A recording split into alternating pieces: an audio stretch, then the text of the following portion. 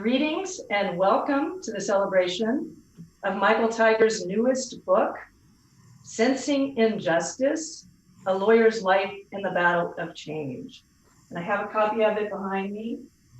It'll stay there, all earmarked. The book was just released by Monthly Review Press and is available for purchase online. And Sarah Eliason, who you all have been getting messages from, is going to put in the chat information on how you can get the book. And also Monthly Review Press just decided to provide a coupon code that will allow you to get 30% off and a free ebook. So it's a deal only for you all. And we'll put the information there later in the program too. My name is Karen Engel, and I'm a law professor here at the University of Texas. And I co-direct, along with English professor Neville Hode, the Bernard and Audre Rapoport Center for Human Rights and Justice. It's the Rapoport Center's great honor to host this event today, along with the Briscoe Center for American History. Michael Tigar taught at the University of Texas for 15 years. Well, I should say formally for 15 years from 1983 to 1998, but has also been teaching informally here every so often since then. We're extremely grateful, as many of you know, that Michael Tigar entrusted the Rapoport Center and the Briscoe Center with his papers. Some of you were in Austin in person for the terrific event we held in September 2018 to launch the website with the papers. And I asked Sarah also to put now a link in the chat for that, so you can have all of your chat links open and then look at them after the program's over. In case you don't know about the archive, I want to make sure that you know where to find it. We also, so the archive has his papers. It also has a recording from the event in February in 2018. So if you weren't there and would like to see it, you can watch the recording on the website. And I'll also say it's very much a living archive. Michael keeps sending us things, and this event will also be a part of it shortly. There are many treasures in that website and in Michael's papers, but in case you don't have time to read them all, he has distilled much of them in this book that we're going to talk about. So maybe I will pick it up so you can see. It's a mere 500 pages. So that's pretty good, a whole website, 500 plus pages. And he calls it a memoir, but as you will hear in a bit, memoir does not really come close to capturing what this text represents or what it does. Now you'll hear about Michael and his legendary career today. While many quite correctly know Michael Tigar as a high-profile defense attorney and one of the finest litigators in the country, that label, just like memoir doesn't begin to encapsulate his life work. He's a relentless fighter of injustice, not only as a human rights lawyer, but as a teacher, scholar, journalist, playwright, and comrade. And importantly, he has a keen sense of the deep structures of injustice and of the ways that they defy national boundaries. And the people in this Zoom room don't need to hear that from me. You've already got a sense of it if you were there when we were starting a few minutes ago as people were saying where they were coming from. You come from all over the world today, North America, but also Latin America, Europe, Africa. There are even some people joining us very late at night from South Asia and in the wee hours from Australia. For all of the downsides of Zoom, and there are quite a few, it has facilitated an international gathering that is well deserved here today. So again, welcome. Now, Michael is also deeply aware of the possibilities and limits of law in addressing the injustices he senses. And so it's not surprising that people have joined us today also from many walks of life. You are judges, lawyers, law professors, and law students, but you're also humanities professors, activists for many, many social justice causes, journalists, and more. Many of you appear in Michael's book, many by name, and I hope we'll have a chance to hear from some of you in the course of our time together today. Before I give you some basic info on our program and introduce our very distinguished panelists, I do want to recognize a few people who play starring roles in the book who are here with us today. So first of all, Michael Tigar plays a very starring role. And a number of his family members are with us as well. So they are his son, Federal District Judge John Tigar, his daughters, Dr. Catherine McQueen and Elizabeth Tigar, and his wife, who has also been a longtime law partner and collaborator, Jane Tigar. Join me in offering them a virtual applause. I see Rob Owen already started that, so you can do it however you like, with or without the gadgets that Zoom offers. Now, let me say a quick word about the program. In UT Law School Book Fest style, so this is something we do for faculty when books come out, we've asked one person to give a view of the book as a whole, and then along with 3 other people to provide short comments on some aspects of the book before having Michael respond however he likes. And then we'll then open to the audience for questions. So some quick Zoom etiquette and process matters. I know some of you are new to Zoom, and some of you are watching on YouTube, and I'll say something about that too. I would like to ask everyone when they're not speaking to turn off microphones. It looks like most of you have done that. I want to encourage you all to use the chat function, and I see some of you are doing that already, if that feels comfortable for you. You can add your own stories, you can comment on things that other people say. Not all of us are good multitaskers. I'll speak for myself. I can't pay attention to the chat and what people are saying at the same time, but a lot of people are very, very good at it. And in any event, it will be very nice for us to have for the record. If you have questions you'd like to pose to the speakers or Michael, I'd like to ask you to wait until the panelists are done speaking. And then you can either send them to me in the chat for me to read out, or if you'd like to speak, just raise your virtual hand. And you can raise your hand by going to the bottom of your Zoom screen where it says reactions, and then click on the button at the bottom that says raise hand. If that doesn't work, or you can also just send me a chat through the chat function and say you have a question you'd like to ask. If you're watching on YouTube, feel free to ask questions there as well. We have a student who's monitoring the channel and will send them to me. So it's now my great pleasure to introduce the panelists to you in the order in which they will present. Because you have relatively extensive bios of them available from the website, and Sarah's going to put those up for you again, and because we want to hear from them soon, I'm just going to say a quick word about each of them and their connection to Michael. In general, here's what you should know about this group if you haven't detected it already. You'll hear from a lawyer, an historian, a judge, and a poet. I'm quite certain that it will become clear to you as they speak why Michael's book demanded that range of commentators. So the lawyer. First, we'll hear from Jennifer Lauren, who is Wright C. Morrow Professor of Law at UT. She specializes in criminal law and procedure and has written a number of very important articles, including on policing the police. Although she came to UT long after Michael had left, she knows him from her time as a student at Columbia Law School, when she worked with him on the Lynn Stewart case, which I know she'll discuss. She has also taken on the task of giving you an overall sense of the arc of Michael's memoir. The historian.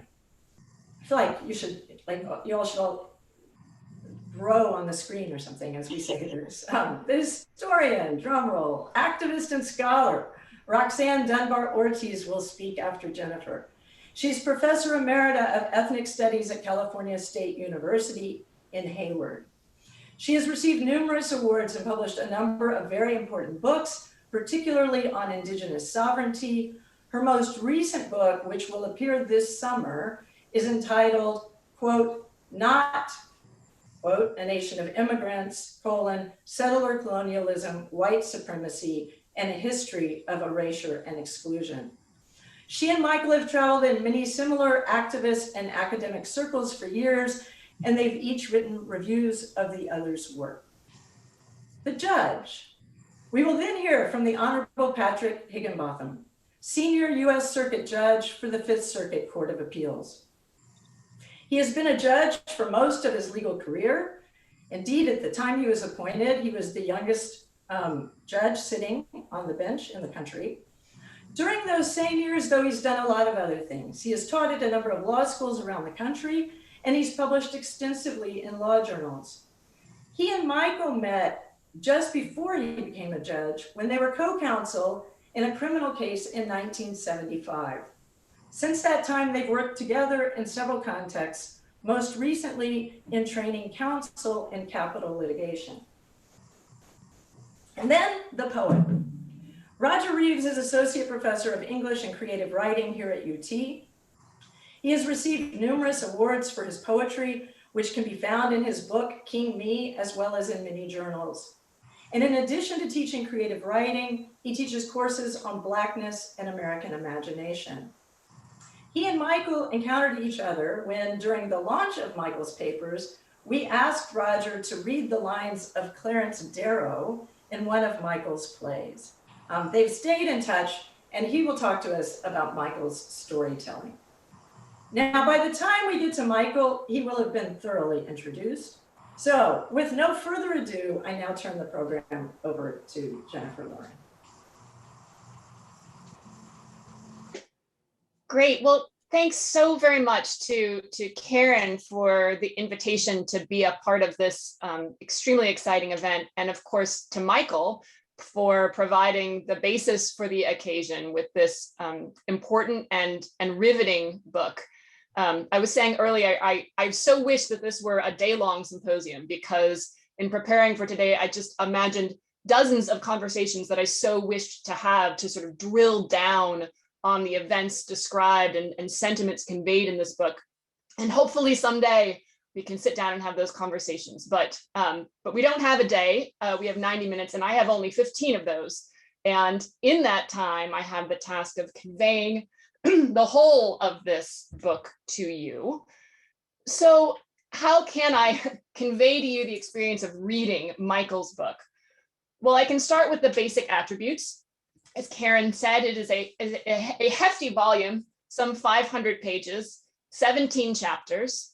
They begin chronologically with the early years of Michael's life, and then they shift to being organized thematically according to the immense range of legal issues on which Michael has labored over his career, challenging the surveillance state, representation of draft resistors, criminal defense work challenging in various ways instances of prosecutorial overreach, litigating government regulation and prosecution of speech, challenging the government's use of the death penalty, and pressing the envelope of international human rights law in the United States and abroad. Now, I want to suggest, at the risk of prompting disagreement from the author, that this journey through the events and lessons of Michael's life in the law reads not as one book, but as at least three. And that one of the great pleasures of reading Sensing Injustice is the experience of moving among the different tones and modalities of these three different works compressed into a single volume. So one of the books that Sensing Injustice is, I think, is personal memoir, as Karen said, a coming of age story, if you will. We learn of Michael's family history in California and beyond, of his childhood spent voraciously reading and bicycling around the Los Angeles suburbs and developing his dramatic gifts. We meet his family, in particular the single working women who raised him, his union organizer father, Chuck, who Michael lost, first to divorce and then to an early death. But not before Chuck advised 15-year-old Mike, presciently, to be a lawyer like Clarence Darrow for the people. We see Michael as a Berkeley undergrad and law student in the foment of the 1960s, literally finding his voice at the college radio station, and finding it more figuratively in his journey in and out of the Navy Reserves, his work challenging loyalty oaths and representing leaders in the free speech movement, and the deep historical dives that he pursued in his very earliest legal scholarship that would be repeated in his later works. We watch him grapple personally with the toxic combination of government overreach and official timidity, combination he'll battle for his entire career, when his clerkship with Justice William Brennan was withdrawn on account of official distortion and mendacity about those same Berkeley activities. We see Michael dust himself off from that, and we meet his great mentor, Ed Williams, founding partner of what would become the Williams and Connolly law firm in Washington, D.C. And we watch Michael absorb the craft of advocacy at Williams' knee, eventually to chafe at the constraints of firm life and launch his own prodigious law practice, in which he would be free, or as free as finances and family allow, to choose cases with meaning, cases that activated his sense of injustice. This book is a story of Michael seeking, finding, and honing his quite singular voice in the law. But in Sensing Injustice, I read a second book as well. I'll call it the law school text Michael wishes he had been assigned years at Berkeley, where he was, on his critical account, shown all branches and no roots. We learn a lot of law, but in a distinctive way. As we explore with Michael the various issues that have driven him in his career, meet the clients whose stories he has aimed to tell, and the prosecutors and judges that he has in some mix challenged, managed, and educated, we see cases not as isolated moments of litigation, but as connected to a holistic understanding, Michael's holistic understanding of law's history, structure, and progress. In journeying with Michael through his development of the Selective Service Law Reporter and his representation of draft resistors, we learn not just of the applicable law governing the cases, but of the history of conscription, the evolution of an increasingly arbitrary and lawless administrative apparatus dictating the fate of young American men, and the racist consequences of its operation. When we journey with Michael to Pittsburgh to represent steel workers challenging agreements entered into by their union leadership, we engage not only with the applicable provisions of the Landrum-Griffin Act, but with the history of American labor and workers' rights and the interplay of litigation with labor movement organizing. I could go on in case after case, from United States versus Alderman to the Chicago 8 to the Pinochet case and all points in between. Michael conveys his distinctive gift for situating present legal disputes in broader legal historical context. And in doing so, he connects the events of the book not only to each other through the continuity of his determination to challenge government impunity and the stifling of expression however it occurs, but also to a larger historical arc of the law's role in delimiting state authority. Finally, Sensing Injustice is yet a third book, a self-help book of sorts, with, I think, an intended audience of law students and young lawyers, aspiring to a life and a career of consequence. At times, Michael pauses narrative, breaking the fourth wall in a way, to distill and impart concrete lessons from his experiences. And then also, some accumulated wisdom emerges more gradually and implicitly over the course of the book.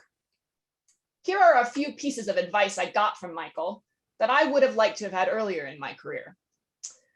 Make sure your case tells a story of your client and a story of the law. Be wary of judicial and prosecutorial ego, but know that there are people in the law with both power and conscience. Trust the capacity of jurors to learn and change and dispense justice. Decide what you want and ask for it. Don't mistake lawyering for movement work, but don't forget about the movement either. Believe that one case at a time can, over time, make a difference. And bring others along on your journey, and remember their contributions to it with graciousness and gratitude, as Michael does so often throughout the book, recognizing many of the people who've gathered with us today. Speaking personally, I myself had the great pleasure of spending a brief time alongside Michael when I was one of the many law students of which he speaks in the book, working with him in the trenches. As Karen said, my chance came in defense of Lynn Stewart, the last trial of which Michael writes in the book, and one that, to an improbable degree, encapsulated in a single case all the themes of Michael's career to that point. Lynn was a New York City criminal defense lawyer, a National Lawyers Guild member, and known for her representation of political dissidents. Among Lynn's clients was Sheikh Omar Abdulrahman, also known as the Blind Sheikh, convicted for his role in the first World Trade Center bombing.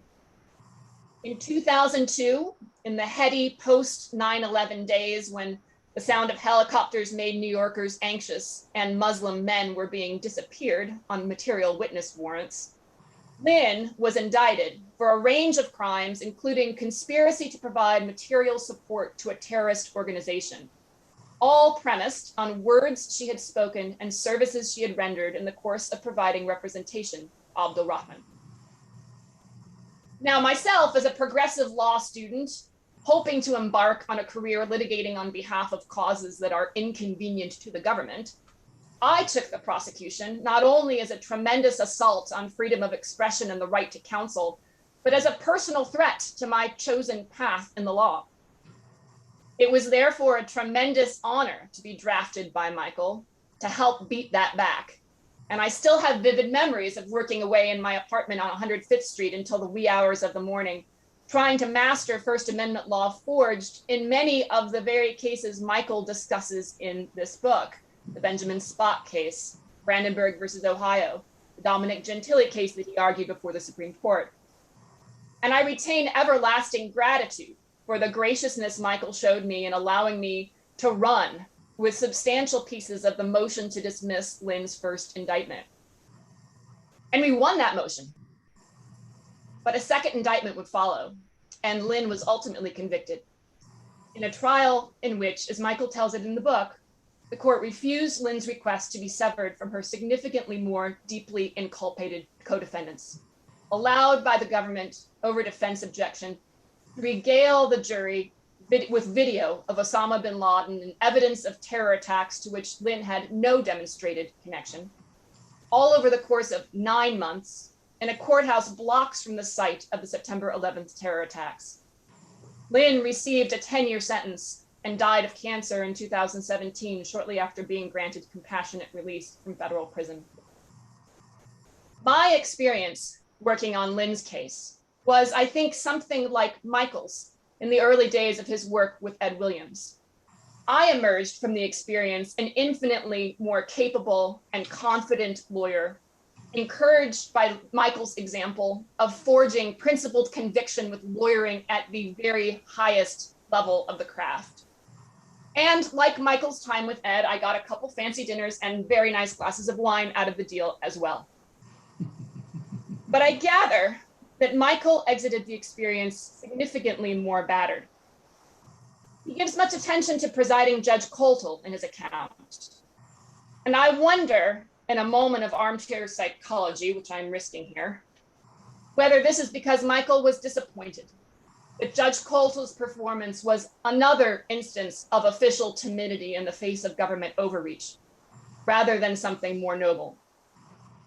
But I think that in concluding his account of his courtroom work with this quite difficult experience of loss, Michael reminds us that battling against injustice doesn't often look like what he absorbed in the movies and adventure books he avidly consumed in his youth. It is not all swashbuckling and riding off into the sunset, however much Michael has swashbuckled and ridden off into the sunset in his career. Rather, heroism in this work is manifest in the commitment to stand by the client, tell their story, to do your damnedest to find those crevices in the law that can be carved just a little bit wider to vindicate their struggle, and to journey with them wherever the reforged path of the law leads. Thank you for the book, Michael, and thank you for your work.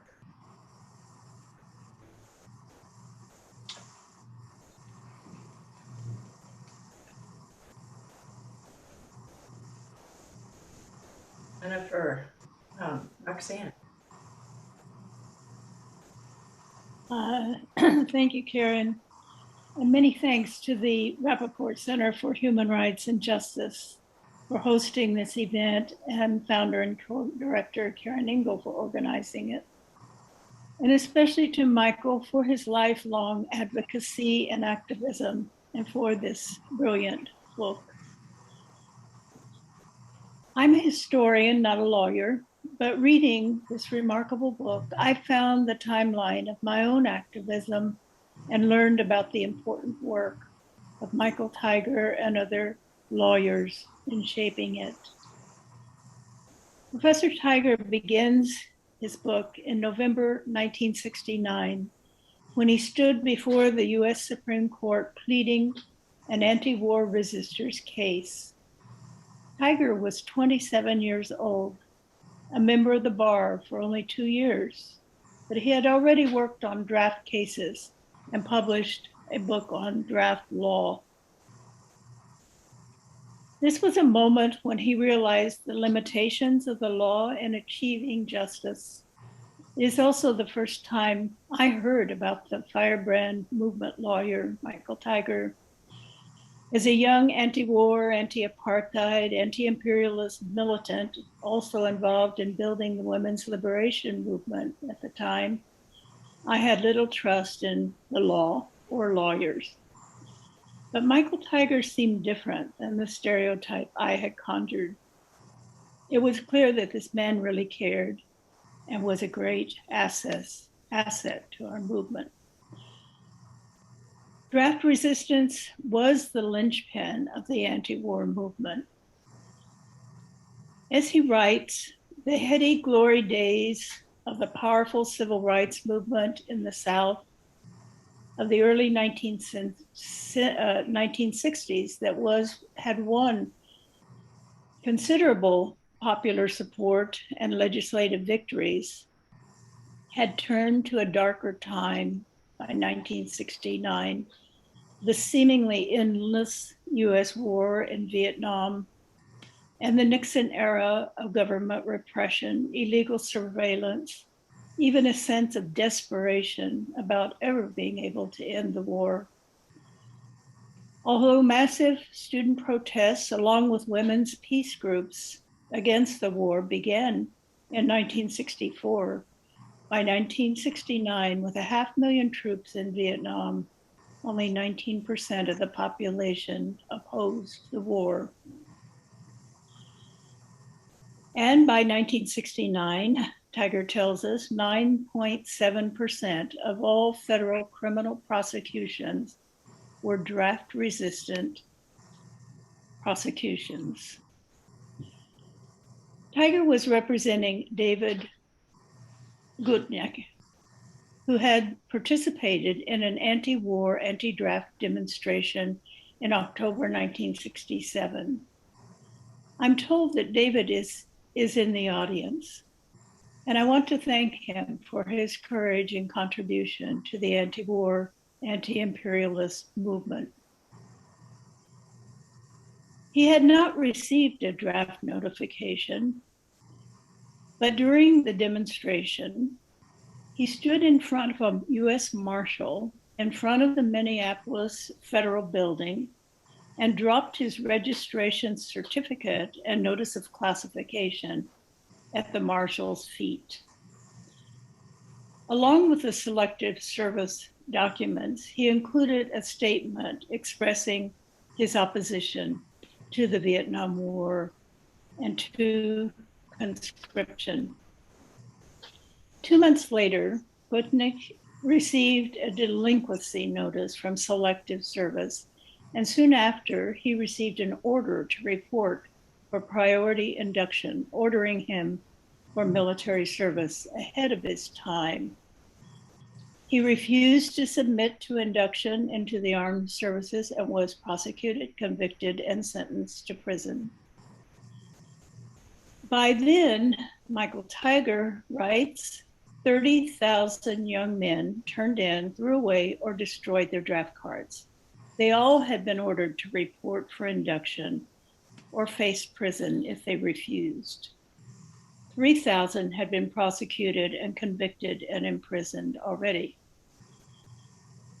Tigar writes that David's case and his argument provided a textbook example of how much we can and cannot expect from the advocates, the law, the courts, and all the trappings of what is called justice.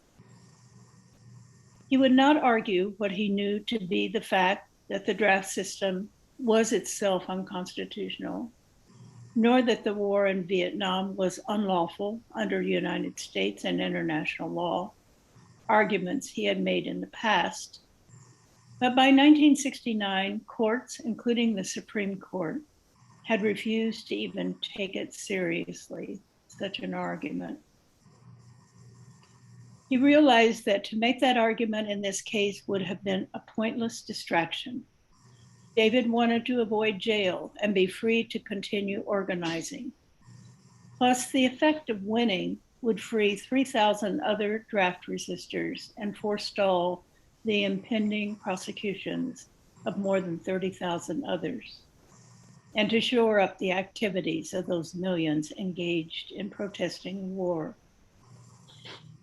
This reality did not stop Tigar's fight for justice as he went on to decades of cases in the United States. He writes that David Gosnick and thousands of other young men refused to accept as inevitable and right the decision to send them to war. They saw the injustice of it and they took control of their own circumstances and resisted. Tigar goes on to turn that resistance from an act of individual courage into a process of social change, many of them banded together.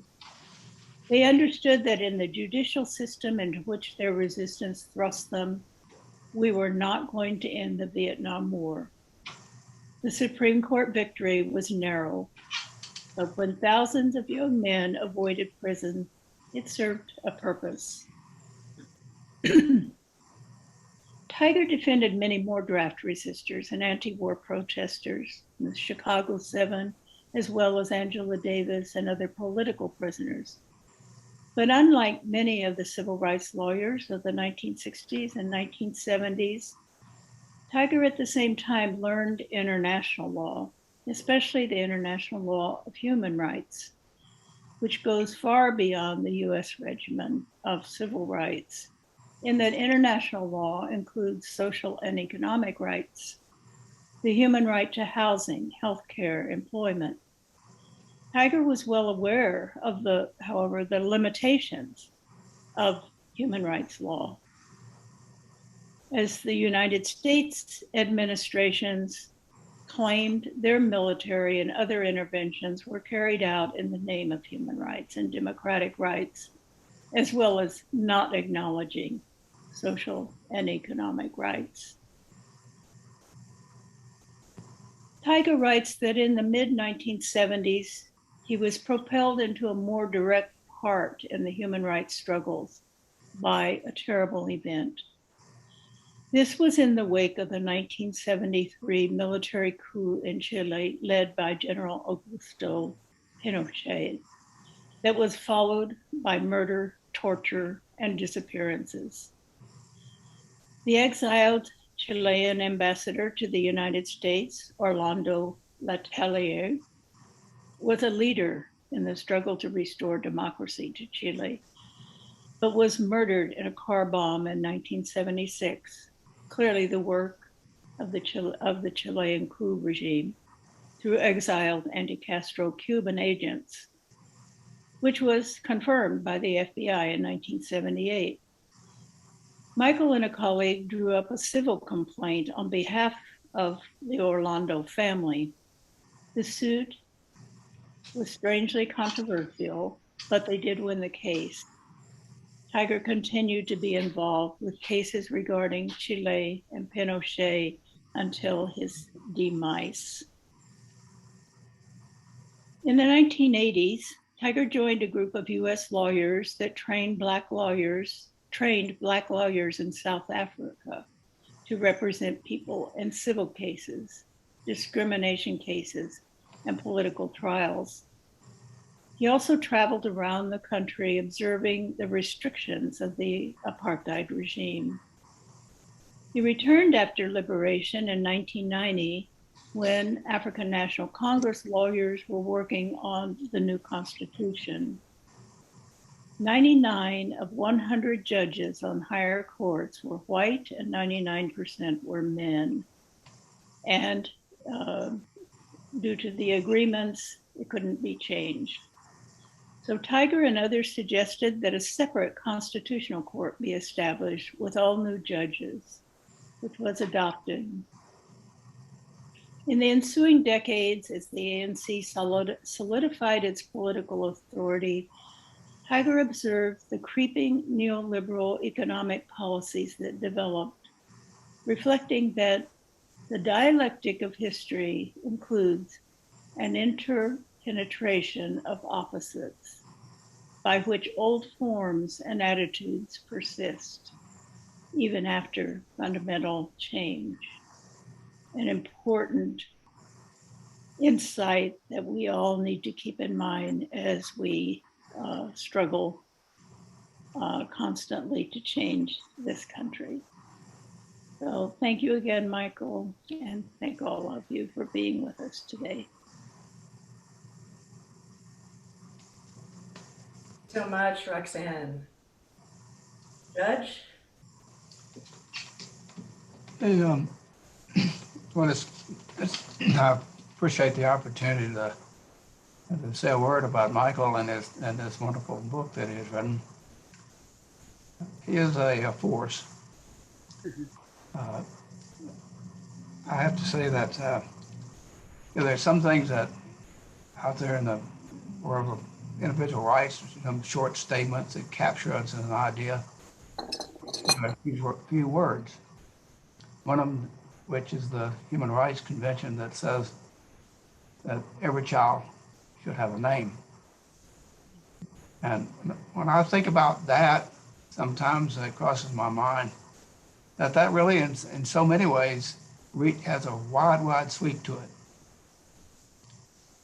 And in so many ways, Tigar's work also has this wide sweep.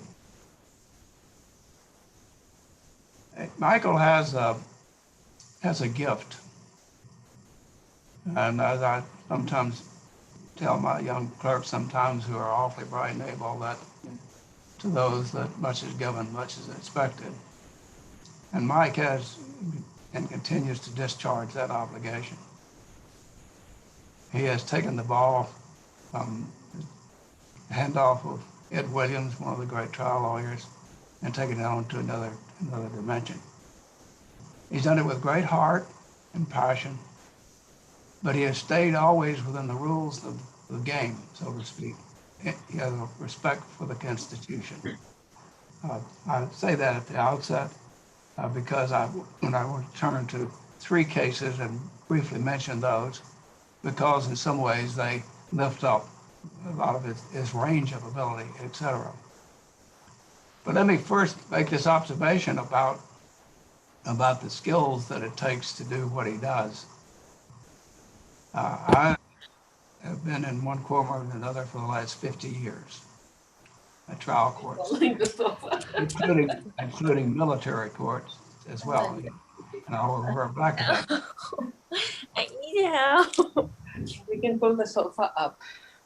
Here, pick up your phone. 1, 2, 3.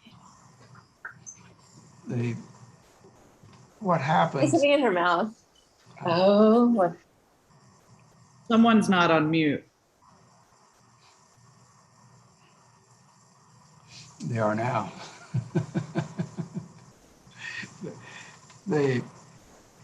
What I want to describe for you is a skill that I think that he has, and that is, I can tell you what it is by describing it this way, I think. And the lawyers either have this or they don't. But when you are tested for color vision, you go into the doctor's office and there's a big board with 1,000 pixels up there. And if you can see the color blue, then it tells you that what your vision is, or green, etc. But you're looking at it 1,000 pixels. when a lawyer looks at an event, a series of events, etc., there are facts running all over the place. There are 1,000 pixels out there. And some have the creative ability to see in those pixels a narrative, a story that can be told consistent with the law that furthers his client's cause. And in this case, furthers the greater cause itself. That is a gift, and Michael has it. Steven Spielberg has it. That it's the same type of skill as if to visualize what's out there, a complete mess to other eyes, and how they will play out and be pulled together to advance a cause. That is a signal skill. I turned to the light on three cases to illustrate that. The first I will turn to his defense of Terry Nichols, one of the bombers in the allegedly in the Murrah Federal Courthouse building in Oklahoma City. This struck right at the heart of the issue. Murray was one of the leading judges in the country. I had the pleasure to argue one case before him. He's a tremendous man. What happens, but they had built a large courthouse there, emblematic of the new courthouse, whatever, and it was taken down by a bomb with the death of 167 people.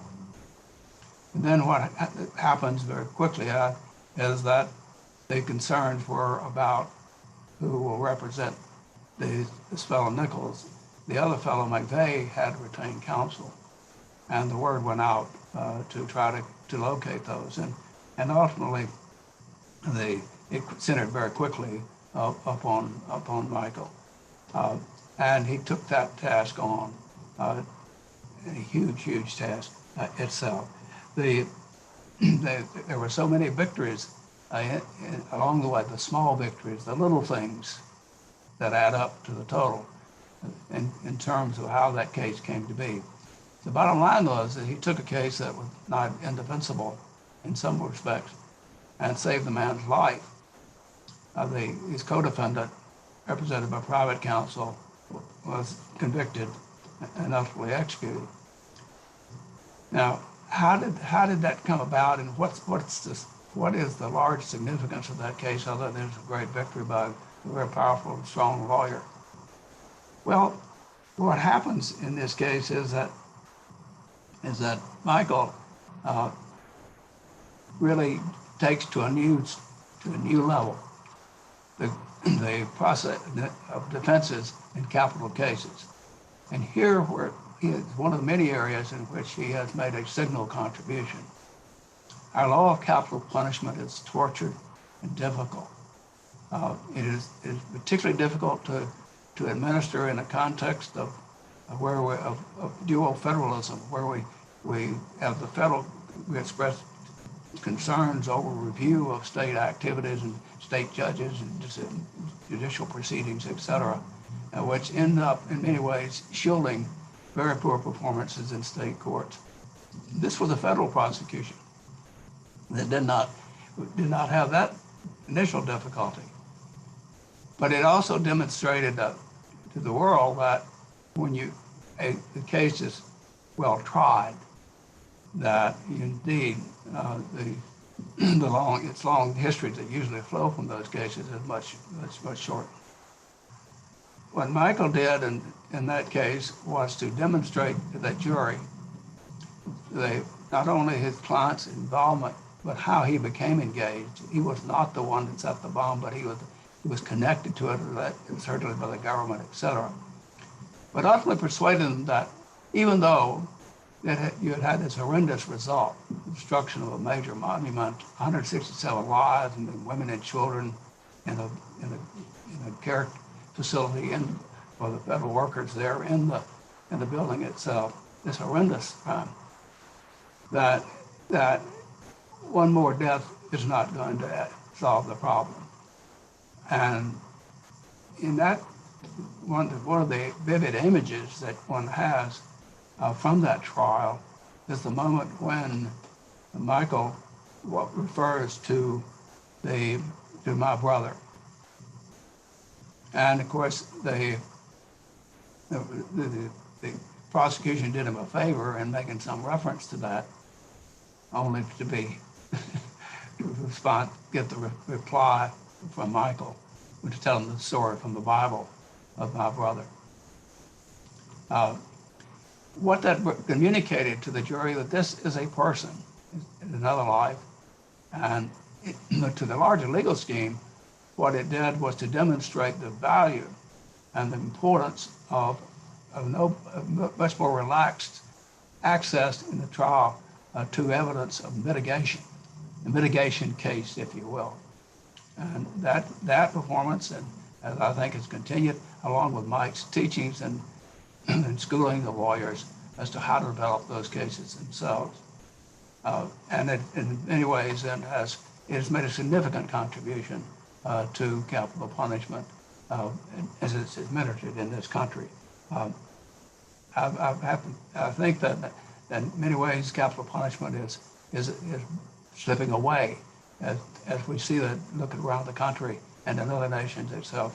But the reason that's happening is that I think you have now basically a floor plan, a scheme for how to try these cases. And they're now, the quality of the defense has been uplifted considerably, although it still remains deficient. So I point to that particular case as demonstrating his sense in the courtroom itself, his ability to communicate to 12 persons. I turn briefly then to the defense of Cesar Chavez's son, Fernando, in one of the conscientious objection cases itself. And this is another finer point that the story is well known of Cesar Chavez, this incredible figure, this incredible leader, and within failing health, and Fernando was down in San Jose in school and not particularly inclined to follow his father's organization efforts, etc. The farm workers. So he was called home by his mom and told that his dad was not feeling well, and so on and so forth. But what happens is that when Fernando is indicted for not stepping forward under the Selective Service Act, then Cesar comes to Mike and asks him to defend his son. And in preparation for that trial, he has it pretty well in hand, but he still wants to know his story. He wants to know the client's story and Fernando. And so sitting out by a motel pool when he's in preparation, he talks to Fernando, and Fernando takes him back to when he visited with his father.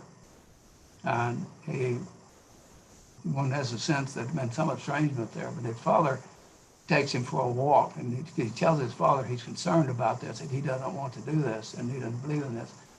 But he goes out and he goes on this long walk with his father, and he has essentially an epiphany as his dad tells him his story of where he gains his strength, where he gains his faith to carry on to be the movement leader that he was. So sitting by the pool, that Mike asked him to tell the story, so he starts telling the story, and he sees that he's choking up and he's not really able to tell it too well. Mike stops him. Now, a lot of lawyers would not have done that. Because now it happened, one of the large failings of lawyers in those situations is that, and Mike saw this instantly and stopped him. If you tell the story and you keep retelling the story, then it becomes a monotone, and you lose the emotive, communicative power of that moment, which is so critical to this decision about the sincerity of this young man. So he stopped him. And he also had in his mind how he's going to do that. He knows his craft so well, and he had done his homework. This judge will let trial judge will let the lawyer move around. We'll do that. And he then carefully moved to one end of the jury box, and when he put a question to Fernando on the stand, then the jury would look over to Mike for the question and then back to the jury, to the witness box. And as he told this story, he began to tell it with great emotion about his relationship with his father, et cetera, et cetera. And when he concluded with this direct examination, 8 of the jurors were teary-eyed. Now, that's a little small point to the way he something, but my point about it is that Mike has the ability to quickly grasp the opportunities for persuasion, et cetera. So I cite that as one example of a trial performance, but it's also reflective of a larger understanding that he has, and that's one of his great strengths. I think he reads people well. I think he has a real insight into the human condition. You see some great writers that have that insight themselves. You read Dostoevsky and you see his insight. It presaged Freud. Mike has this insight, and with a combination of the heart and the mind that's there. Finally, I want to just briefly refer to a court martial. This jumped out at me because I spent the first 3 years of as I turned 21, I was in the courtroom trying courts martials for 3 years. And I know something about that experience. And this is the story of Major Meeks, Deborah Meeks, a major in the Army that was had charges filed against her in Texas at the air base with or sodomy. And there was an officer to be tried would have a 9-person jury with a full colonel abusive figure presiding. And that's a military courtroom. Now, I happen to think they are very real one, but it is a very different environment. Here you have a young, quote, heart brand with its reputation of, burner and all this kind of thing, progressive, coming into a military courtroom, a military setting. She's fortunate she had Mike, but a lot of lawyers would counsel that's the last thing you need is a Mike Tigar going into a military courtroom itself. So what does Tigar do? This is now, 7 years before the Supreme Court decides that the statutes, that this regulation advice privacy, struck it down. But what he recognizes is that the way this is crafted, this prohibition against sex, is not limited to persons of opposite sex, but that each of those people up there may very well be threatened by that. And only Michael will then go back to Cicero's famous defense of the general who's criticized, and that the military simply cannot be challenged. You cannot tolerate the challenge to them about made-up charges against them from Roman times. That has been the military tradition, etc. There are other things about the trial that I could mention, but that again is Michael doing his thing, and what happens in this court martial, and believe me, it's not easy to win. Take a case from a general court martial because they don't go to trial unless they think they've got a lot on hand. And those officers went out and what Michael had persuaded them was this was a challenge. This law, this application would reach right at you and right at the military, and you're now defending the tradition of the military, not guilty. So it jumped out at me that how many lawyers would have reached for Cicero's oration, even if they knew of it itself. I believe Major Meeks is here. The result of that was that they offered her basically to further promotion to lieutenant colonel, and she elected to retire at that point. But what was at stake was her whole career, her reputation, her retirement, it all is all on the table. And then and with Michael, that in that point, so backing away for a moment, you see him operating in these different spheres, and you see the same talent being wielded out there. We were fortunate to have Mike. As I looked at this book, as I told my colleagues here, that this is a textbook, but no law professor I know could write it, because it is a blend of the law in action and function. And I know something about trials, and this is a very powerful teaching tool, and it will become that, but for sure, as people see and read about these things. Mike writes this, and he's quite aware that he is looking, handing off to the future one of the obligations of a lawyer. And the final comment I make about it is that one of the things I knew about Mike, my work with him, was that he respected the court as an institution. He would operate within it to further the cause, even though that's frustrating at times, etc. When I got a call and asked about this list of people that were possible appointment in Nichols' case, they gave me a list. They said, what are your top three? I said, Tigar, Tigar, Tigar. And he said, I think I got that. What is the why?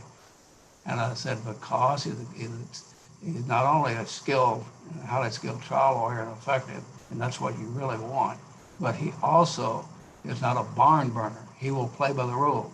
Now understand, if the prosecution wants to play it in the press, he knows how to play the game too. But he will stay within the rules, and he will try the case straight up, and you will be proud of it.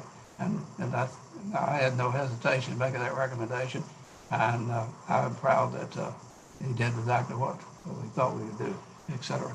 So in some, I see a man of great talent who has fortunately been able to move along and to make a great contribution. Many people would have been floored by having a Supreme Court clerkship pulled out from under them.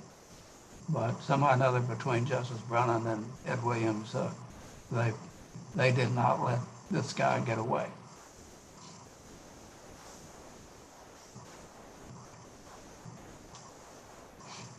Thank you so much, Judge Higginbotham.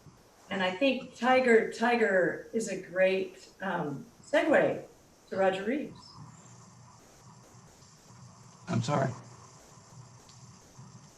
I had to write my comments out partly because, I wanted to take after Michael Tigar and do the improvisational sort of opening argument sort of thing, but there were so many things I was thinking about, and as I was reading, what made it most difficult was trying to read towards having something to say, because I felt like I was in the sort of space of wisdom, and when you're in the space of wisdom, you just want to be quiet and listen. And so this was actually a true delight to read this book, and to sort of, I get to have the sort of literary, the sort of disquisition, right, on this, and I find that to be fun, because I think that Michael actually is really like his sort of sensibility is very much shaped. His sensibility of justice is very much shaped by his sensibility of literature, of aesthetics, and so here's my sort of take a little bit on that, here we go.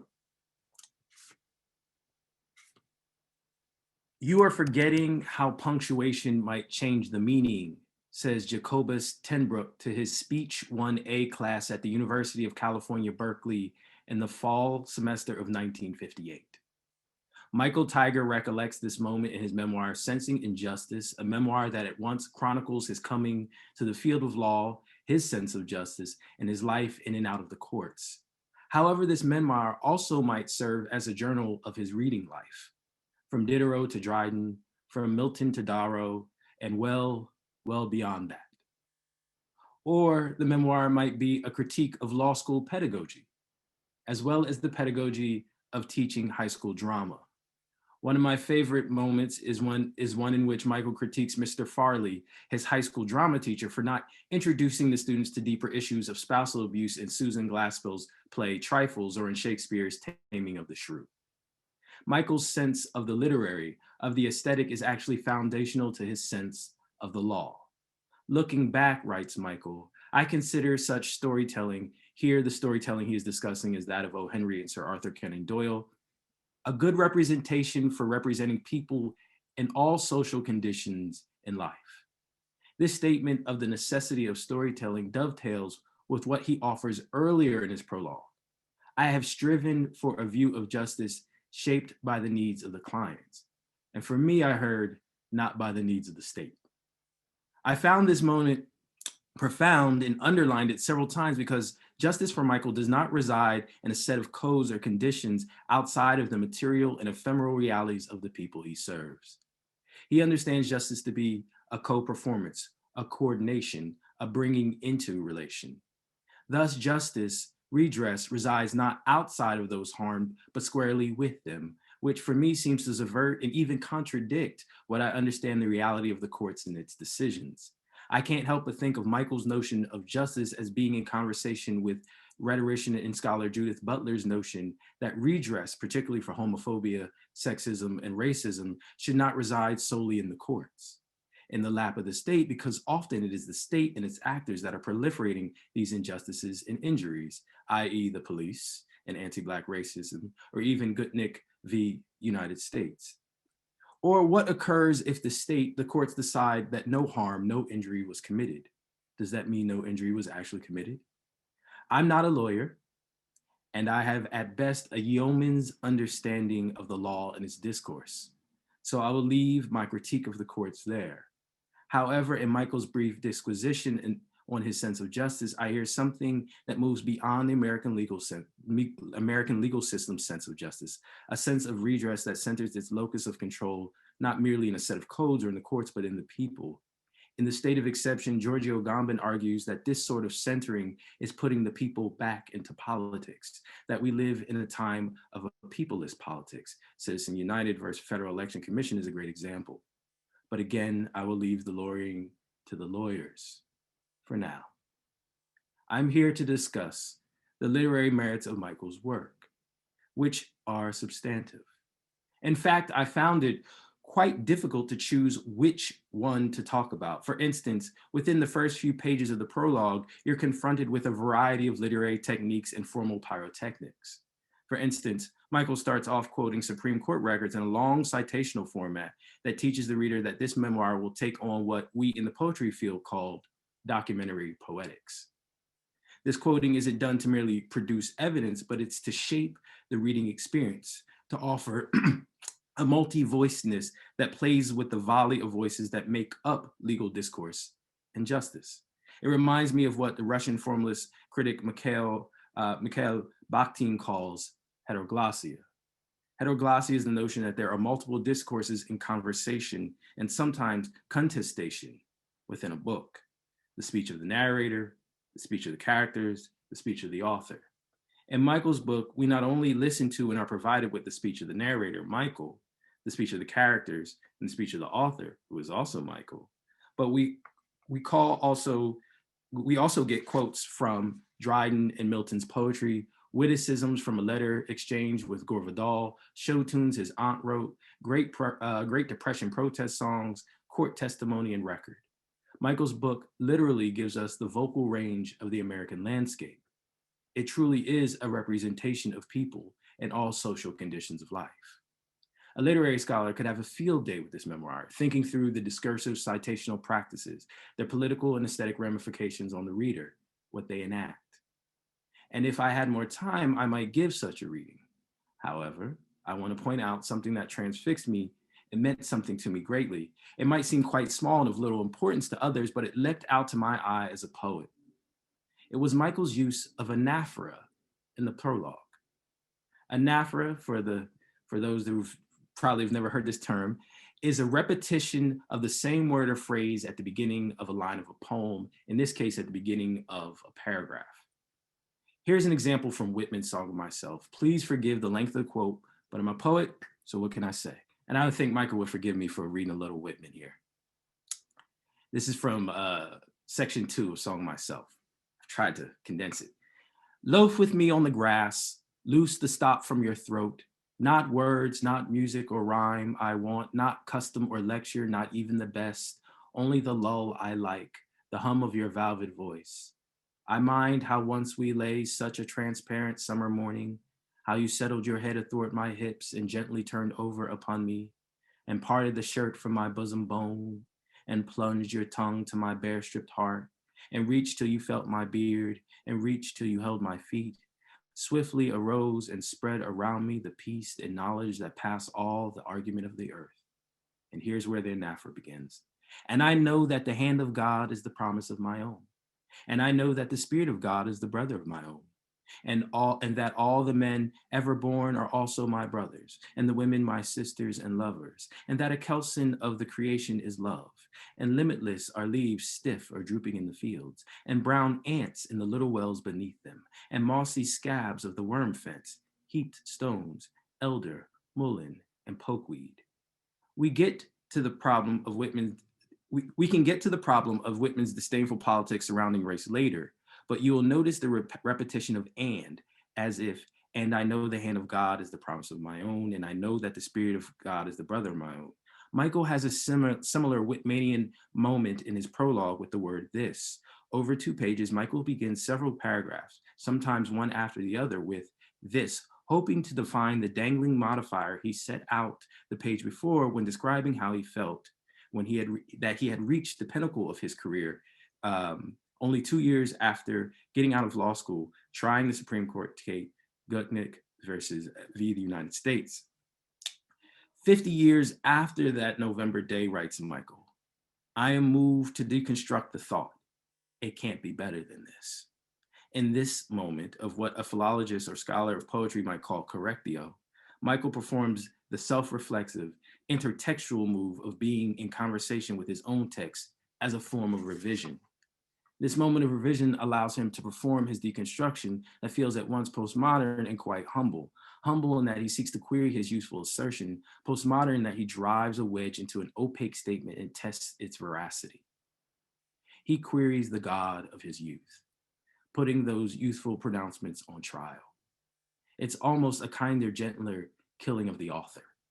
In this case, the author is the younger version of the narrator. But more so, the repetition of this creates a type of chorus, which offers a type of ritualistic return to the original phrase, the original pronouncement, and ironically moves us away from it simultaneously through expansion via his meditation on what the hell he meant. Repetition, particularly this sort of ritualistic repetition, breaks the reader away from time, defies time, offering us only the present of the text. I don't want to get into the weeds of lyric theory, but I do want to highlight the effect of repetition of this. And the repetition that this puts us in the time of the narrative, of the memoir. In other words, he's taking us out of the time of the world of the pandemic, the world of our busy lives, and putting us in the memoir. This sort of staging creates the opportunity for what is known as a lyric now. This lyric now creates an opportunity for transformation. It is the logic of a spell, which is the logic of cooking. If I put these ingredients together, flour, sugar, egg, for example, under the proper conditions, baking time and heat, we will have a cake at the end of it. That's a spell. That's magic. That's the courtroom where lawyers volley language back and forth, hoping to cause justice to come down out of the sky. In this case, the cake Michael is baking for us is sensing justice. He wants us to come out on the other side of this memoir, not merely witnessing a life dedicated to justice, but ourselves ready to commit to justice, to action. In this way, I find Michael's memoir reminding me of something the late poet Audre Rich wrote in a poem called Dreamwood. She wrote, "Poetry isn't revolution, but a way of knowing why it must come." In reading Michael's memoir, I feel a similar call, a similar announcement. The memoir isn't justice, but it's a way of knowing why it must come. Thank you.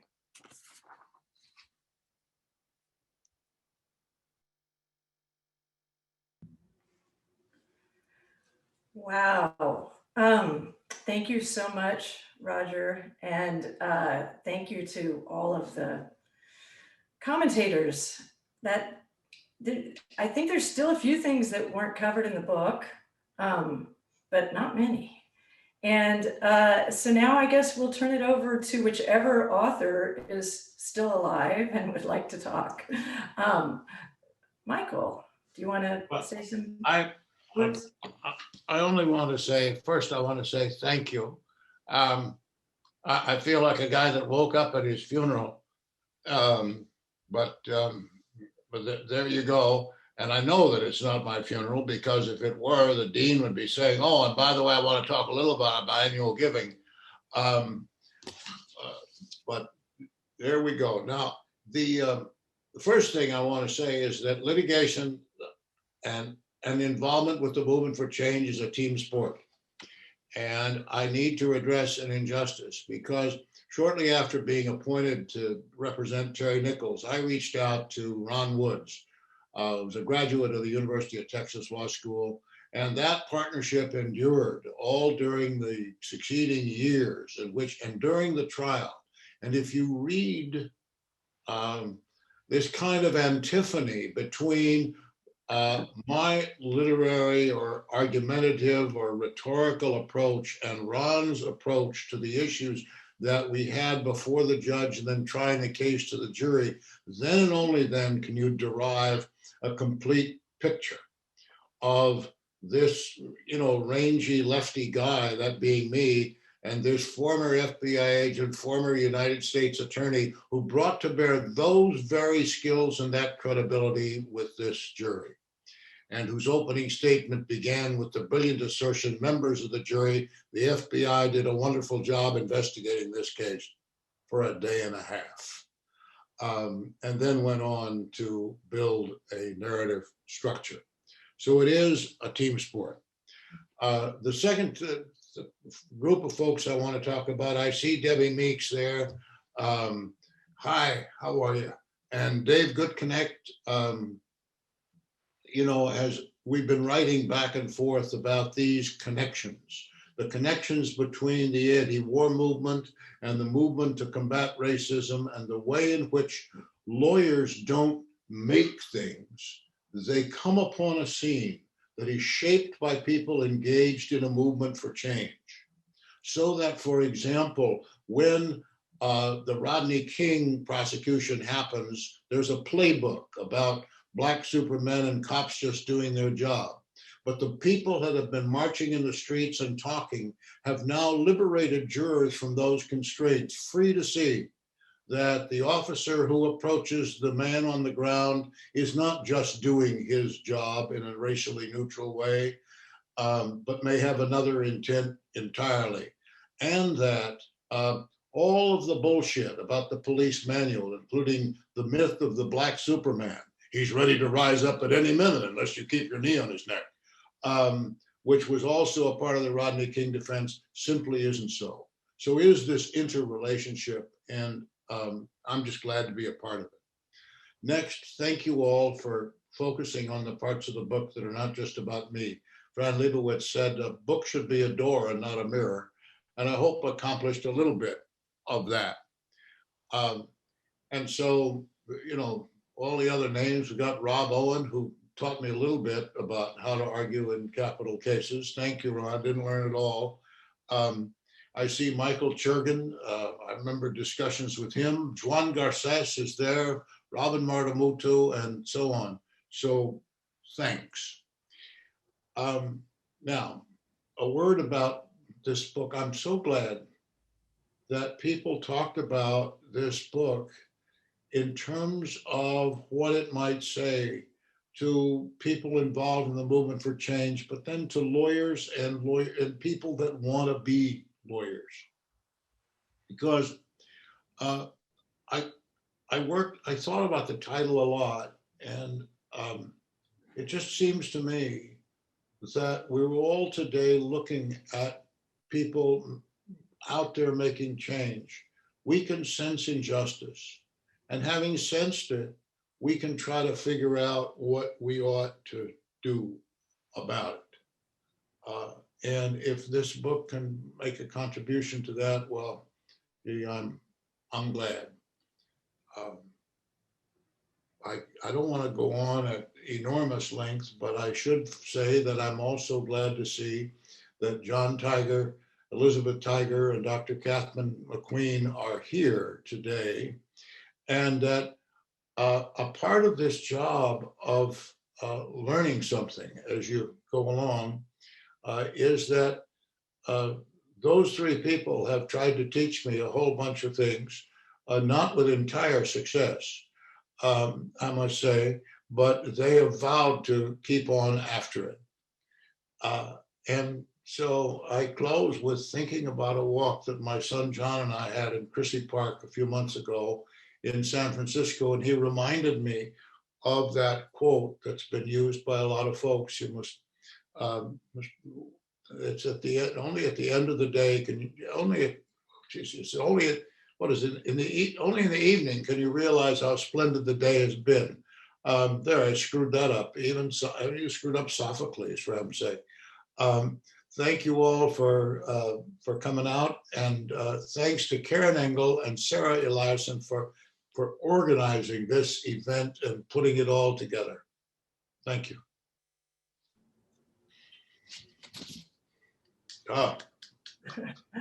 All right, so there's been a very active chat and going. So thank you all for contributing to that. We do have a few minutes left for people to ask questions, make comments. As I said, you're welcome to raise your virtual hands. You're welcome to put a question in the chat to everyone or to send it to me.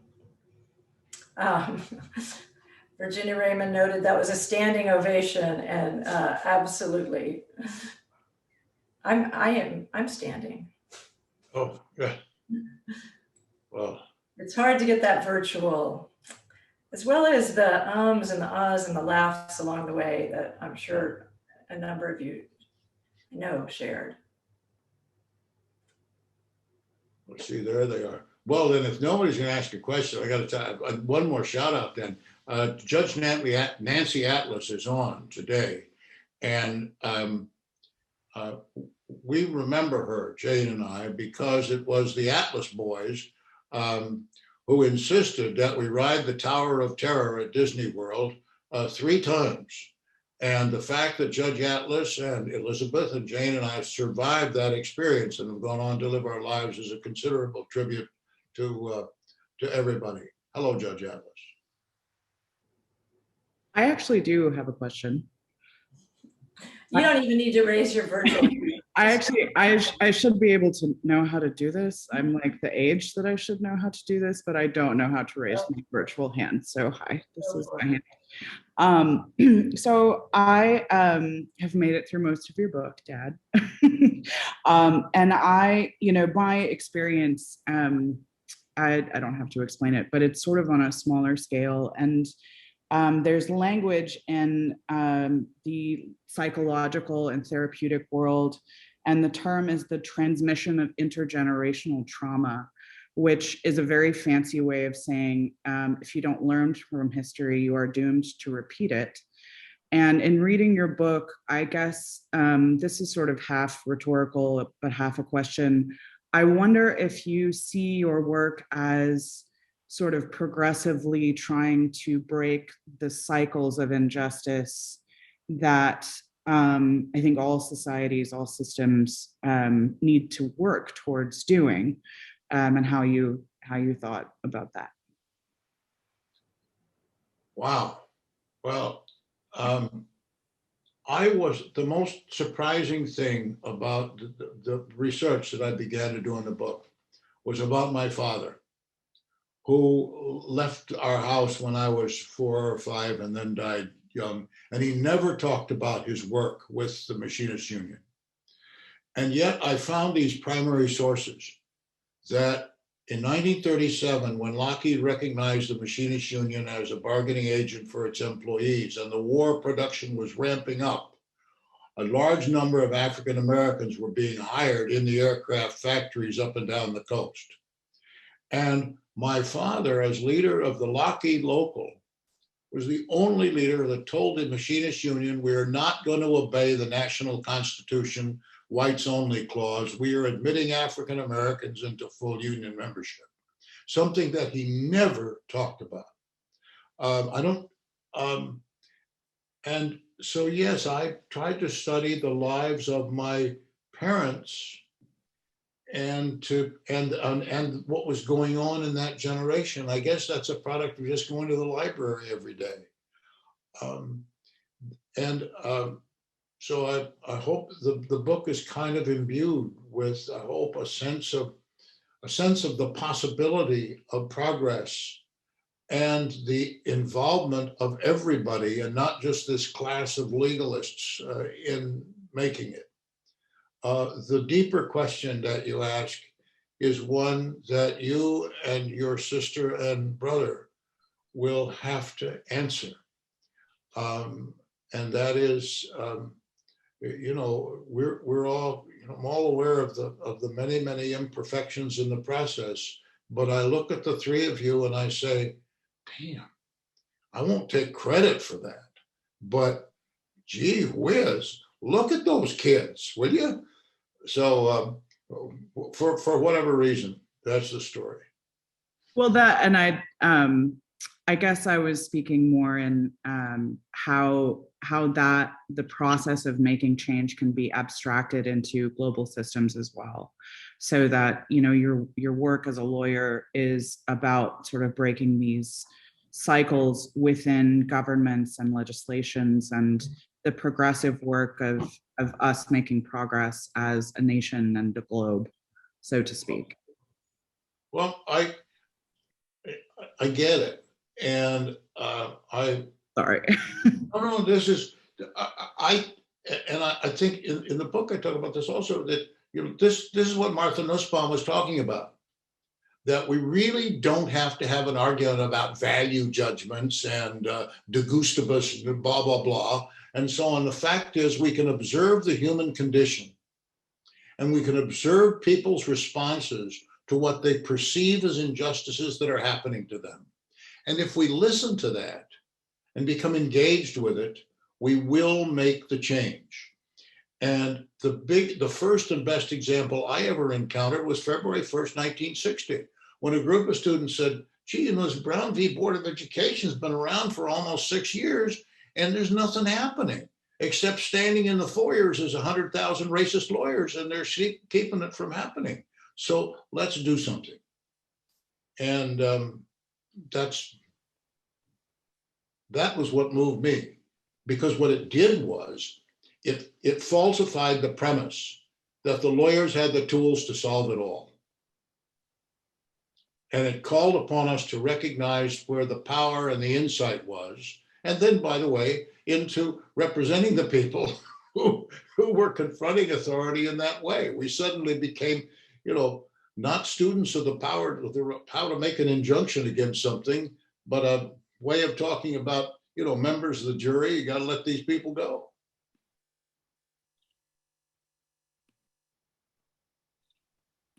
You're mute, Professor. Professor Engel is mute. There she is.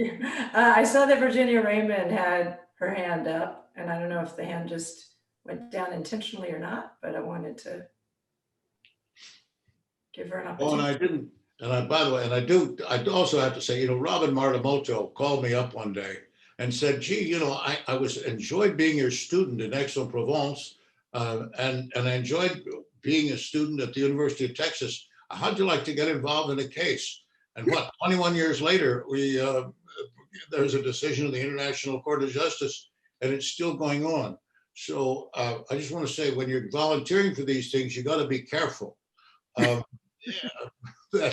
Because you'll get somebody like Robin, and there it'll be.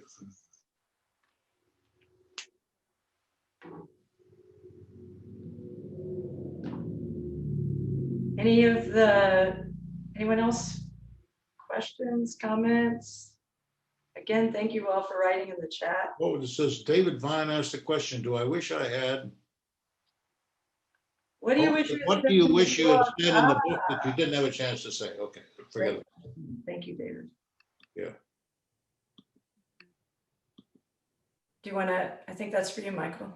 Well, I hesitate. John Mage is there, and he's the one who, when the manuscript came in, said, "Oh my God, it's 500 pages." He said, how in the world are we going to get that out the door at a reasonable price?" So I'm afraid to say that there's more that I wanted to put in that I didn't.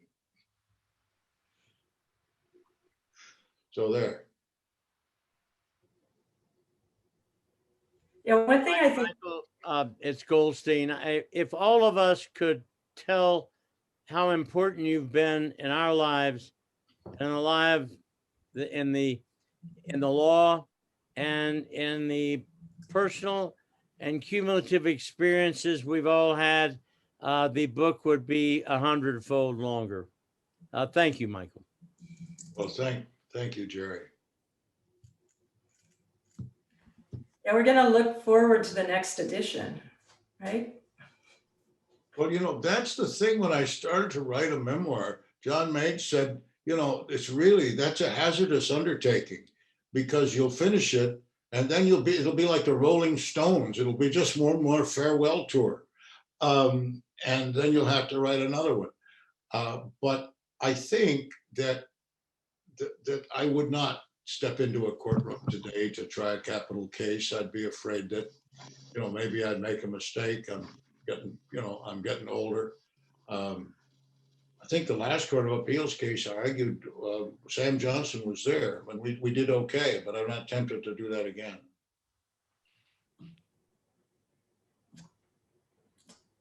Do any of the speakers want to have a last? We're actually at 1:30. We did well. We did.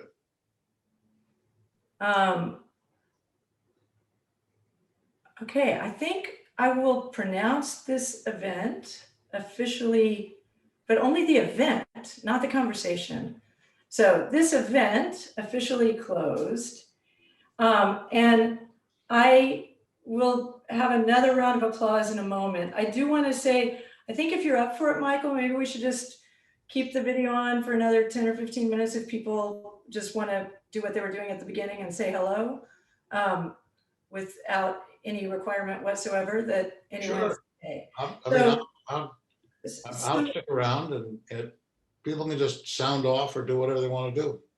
Okay. I really can't imagine having had, I mean, you all, I can't imagine a better group of people to talk about and to be here in celebration of this book. And I just love all the many different facets that came out of the book and the telling of it. And it obviously is a real feat that only you could write this book, Michael. And fortunately, a lot of us get to appreciate it and enjoy it. So please join me once again in thanking Michael, Jennifer Lauren, Roxanne Dunbar Ortiz, Patrick Higginbotham, and Roger Reeves.